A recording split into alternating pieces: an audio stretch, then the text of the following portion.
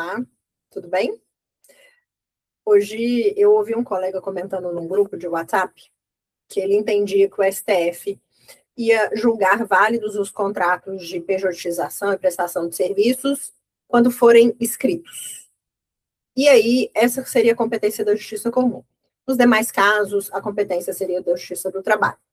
Também já ouvi menção a valor recebido pelo prestador de serviços. Se ele receber mais de 2 vezes o teto do INSS e tiver diploma de curso superior, o contrato dele escrito seria válido. Enfim, gente, eu não acredito nessas possibilidades. Aliás, eu acredito, mas juridicamente não seria um julgamento correto pela perspectiva técnica, tá? Eu vou compartilhar minha tela para facilitar o entendimento de todos, do meu raciocínio jurídico, tá? Aqui eu vou falar dos dilemas do STF, a sinuca de bico em que ele se colocou ao pautar o tema 389 para além da terceirização, né? Porque houve uma ampliação de objeto aqui no tema 389, não apenas para falar de competência, síndico da Justiça Comum, de competência da Justiça do Trabalho, ônus da prova e validade de contratos de prestadores de serviço, PJ, e de contrato de prestação de serviço de pessoa física. E aí, por que eu falo que a gente pode ter um problema técnico se o STF proceder como o colega mencionou?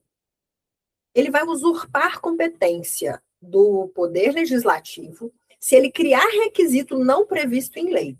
E por que eu digo isso? O Código Civil, lá no artigo 104, traz os requisitos do negócio jurídico.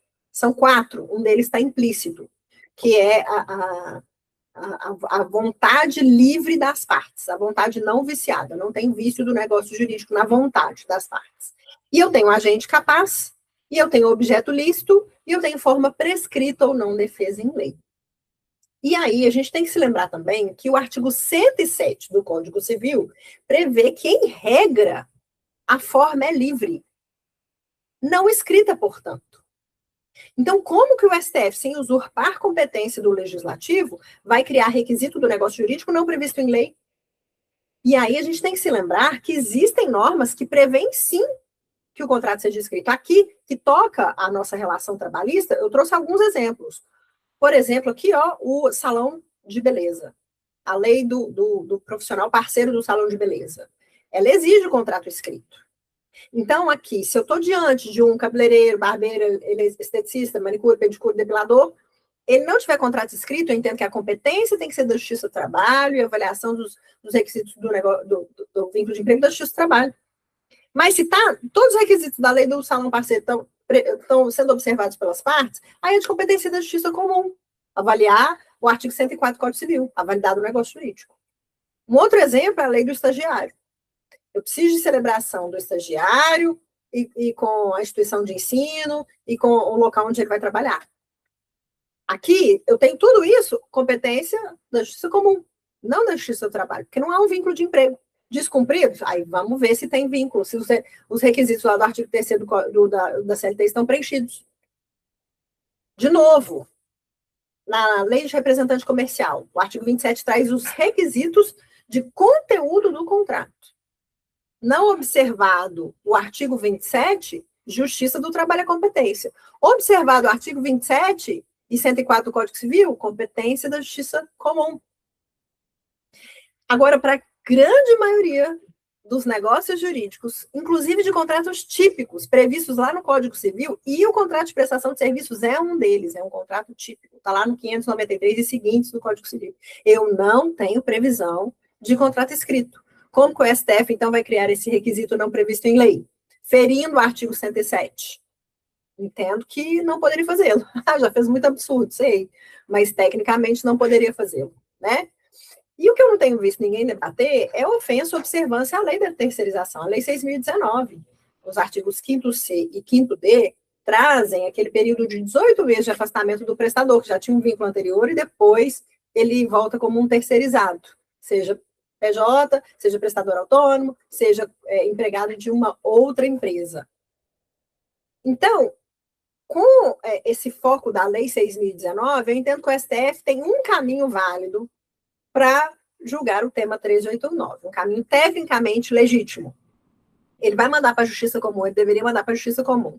Se eu estou falando de terceirização, aqueles contratos que observaram integralmente a Lei 6.019.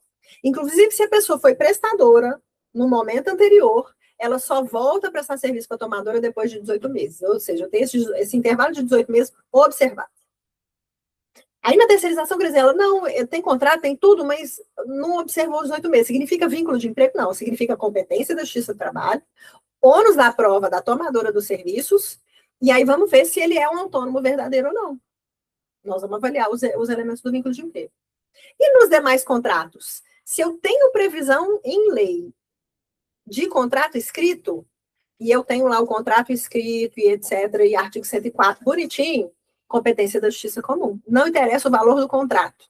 Não interessa se ele é formado ou não. Eu tenho previsão legal para a contratação do estagiário, por exemplo, e todos os requisitos lá da lei do estágio foram observados, competência da Justiça Comum. Já seria de competência da Justiça do Trabalho todos os contratos que não têm previsão de contrato escrito, ou aqueles que têm, e esse requisito foi descumprido. Aí eu tenho causa de pedir artigo 9º da CLT, que fala da fraude. A fraude acarreta a nulidade do negócio jurídico. Então, o resto é de competência da Justiça do Trabalho. O que isso mudaria no cenário atual? Muito pouco. Muito pouco. Então, o STF, nesse grande julgamento do tema 389, para mim não é grande nada. Se for um julgamento técnico, ele não poderá fazer nada muito diferente disso. O que significa não mudar praticamente nada do que nós temos hoje. Essa é a verdade. Entendeu? Então, fica aí ficam meus 5 centavos de opinião, mais 5 centavos, né? Porque eu já fiz um vídeo anterior, mas eu entendo que faltou esse acréscimo para falar do que eu faço agora em comentário ao colega que falou que contrato escrito, basta fazer contrato escrito, que a competência vai ser da Justiça Comum, e entendo que o STF não poderá seguir esse caminho. É isso, um abraço.